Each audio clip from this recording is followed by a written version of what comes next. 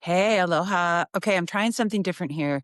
And tell me if you want me to do more of these because I love doing them for myself. And this morning, as I was meditating, I have, this is downstairs in my office area. And I love this is an Android Jones tapestry. And here comes Angel. Hi, bub. And I want to know, do you guys want me to do some more of these? Because I have tons and tons of beautiful affirmation card decks that have got great art and great things that are good reminders about love, life, possibilities, power, healing, etc. Um, so I'm going to start making a couple of these videos and seeing how you guys like them because they definitely make a big difference for me in my day. And I thought maybe I should share them. And it was funny because as I was um, sharing this to um, God this morning in my writings, and I was like, should I record these? And I was upstairs in my private area next to my bed, and I was just sort of like, I don't know if I want to record them upstairs in my bedroom, um, because it just feels like that's my private space, and God was just like, well, where am I not? And I was like, well, obviously you're everywhere. Um, and it's okay to have like your private sanctuary space, and it's okay to have a space that you share with the public. That's called privacy. And I'm a big privacy advocate in the world. And privacy doesn't mean secrets. If you're a Bitcoiner, you understand the difference between that. And we don't obviously just leave our windows open when we're running around, naked or taking a shower so the world can see. We like to have some privacy. So that's it. Anyway, so blah, blah, blah. I pulled 3 cards this morning out of this deck and I thought I'd share them with you. Okay. So the first one is Gula, which is healing. And let's read what she has to say. She's so pretty.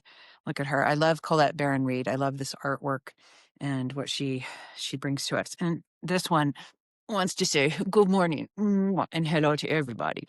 This is my little angel. All right, let's go. So number 19 is Gula. Okay. Empowerment. If the cards in this deck are upside down or right side up, then there's an empowerment message.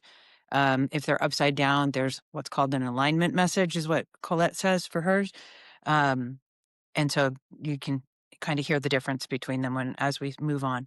But Gula is for healing. Gula, the Babylonian goddess of medicine and healing, has come to guide you as a blessing and for your well-being. You're being invited to address the areas of your life that need healing. Perhaps you have moved so quickly through life that you've forgotten about self-care. You think? That's totally me sometimes. Can you relate? Perhaps the stories you've told yourself about who you are need healing. We don't always see that we are hurting ourselves or others. Take heart, for Gula comes into your world as an ally, saying that now is the most auspicious time to focus on healing in all aspects of your life. Only good things will come from your actions here.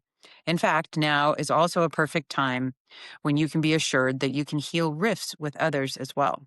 Be sincere and call upon Gula for this precious commitment. You may also be called to the path of healers. If so, the goddess supports you with this wholeheartedly. You just need to be willing, respect others, do no harm, and miracles will arise out of nowhere.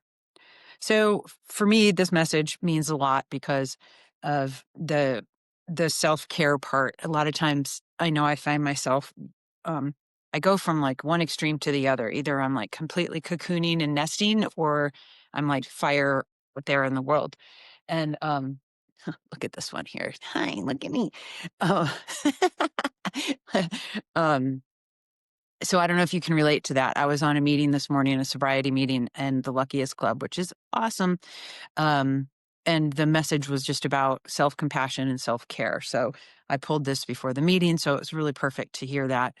Because I think a lot of us, especially if we're, if we're moms or if we're, philanthropy oriented or warriors to make the world a better place or just fucking trying to get by, it's hard to take good care of ourselves. And we are so misconditioned with hustle culture. Um, hustle, work 16 hours a day, blah, blah, blah, which is all complete bullshit because it's not a sustainable way to go. Um, I was thinking the other day just about the healing journey for myself and sobriety and the ups and downs that I've had for the last 10 years. which I'll be sharing with you guys. Um, you can't turn on the oven at 1,000 degrees and think you're going to bake a cake faster. It doesn't work, you know? And so a lot of times we've been misconditioned, to think that the harder we work and the faster and the more means we're going to have these more results, and it's false. And so what happens is we end up getting depleted faster and crashing faster, and then sometimes we turn to, I call them the 5 Ds: diamonds, drugs, donuts, digital, and dicks, to self-soothe, self-medicate the overwhelm and the gross feeling.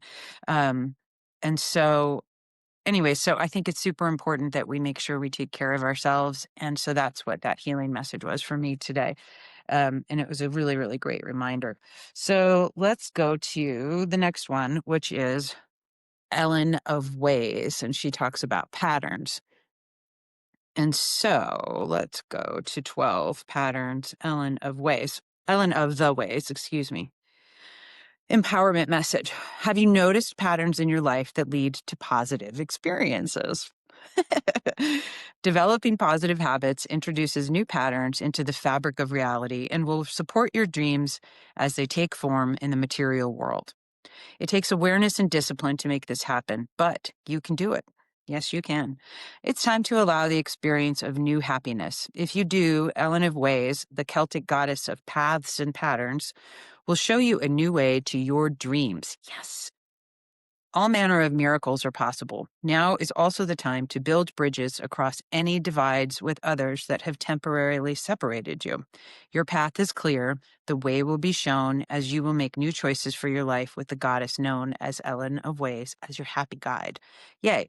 I love that. And I love the idea of bridging yourself, from here to there or from one heart to another. That makes me feel good because I'm having uh, a disconnect with somebody who's very special and important in my life. And it's been really painful. And I just keep turning it over to God. I use the phrase God to represent divinity, source, spirit, universe. You call it what you like. I use the word God. So don't get freaked out. Um, it's not religious, it's spiritual, And so anyways, I think if you're following any path to God, you're on the right path. Like as long as you're like taking time to be connected to your version of what divinity is, good for you. And so there's no judgment on what you choose to call God. Um, so the third card that I drew was called, it's upside down potential. Okay, so her name is Ceridwen. I hope I'm saying this the right way. She sure is pretty. She's the one that's on the front of the goddess reading deck. So let's learn about Ceridwen, and she talks about potential. Again, I use these as just cool reminders. I don't, like I said, I don't do tarot. These are just, I like art and I like words. Words are my love language. And so I think they're fun. And I'm working on a deck myself. So I'm excited. Okay, so upside down. It says alignment message. When you become complacent in your comfort zone, you run the risk of never moving beyond where you are. Your true potential remains dormant and inaccessible. This may feel like vague boredom, an envy of others, or an anxiety accompanied by a low sense of self-worth, reinforced by habit, or an addiction to feeling like life will be amazing for everyone but you. Or in so many cases, it's just been trained into you after generation upon generation of repression and conformity. The goddess Ceridwen comes to remind you that it's time to course correct. Your alignment task is to turn this around by releasing all judgments towards yourself and others and reclaiming those dreams you seem to have lost. Write down those dreams and set your intentions. Then look in a mirror, imagining that you're looking in to Ceridwen's transformative cauldron, and say them out loud as if they already happened. You are so much more than you allow yourself to be. Only good will come of your growth. Your dreams and cherished desires are important to the divine. The way is simple and profound. Just say yes with gratitude in your heart, and the goddess Ceridwen will lead you to discover your highest good.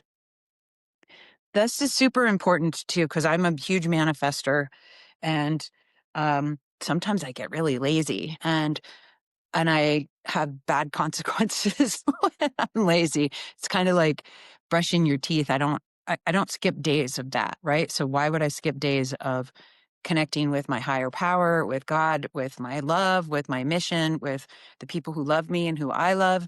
So it takes time and practice, and it's not always like, oh, but once I'm in it, it's like, duh, I love doing this. I feel good. Like I feel good talking to you guys. I love doing podcasts and I love making art. I don't love to call it content. And I have to reframe that for me, because it's like, am I making just blah, another piece of, you know, vomit that you have to, that I'm trying to get you to consume? Or am I making something beautiful that touches your heart? And so for me as a creative, I want to learn how to be a better creator, to create inspiring, intentional thought and emotion evoking um, pieces of work, so that it can help you and me along our little journeys here called being human. So hopefully this is fun and cool and helped. But just as a recap, remember we did Gula for healing. How are you healing yourself today and practicing self-love and self-care? Ellen of ways, the patterns. What kind of patterns are you in that are creating positive loops for yourself? And what patterns are you in that might be creating poop loops? Nobody wants to be in a poop loop. Trust me, I know how that goes. We'll talk about that another time. And then potential. Are you living up to your potential, or um, are you staying cocooned in your comfort zone? So remember, a butterfly can only fly once it gets out of its cocoon. Um, and it's a big process, and it has to do it alone. There's studies that when you try to touch the chrysalis and help the butterfly out, it dies. So on our personal evolution and spiritual evolution, we have to remember that we're the ones who have to do the work. We can't outsource it, bypass it. We can't take shortcuts. We can't turn the oven on to 1,000 degrees. Like, we need to do the work every moment of every day. And then hopefully at the end of every lifetime, we'll at least have baked a cake of love and joy and harmony. And yes, it's going to have some ups and downs, but yeah, anyways, happy Soulful Sunday. This is my first of hopefully many of these little card readings for you, and hopefully it helped. Let me know what you think so that I can either, fine tune it. I have tons of decks that I pull from every day, and I'll share them with you. Okay. God bless, and peace, love, and warm aloha. Make sure you're subscribed and tell your friends all that stuff.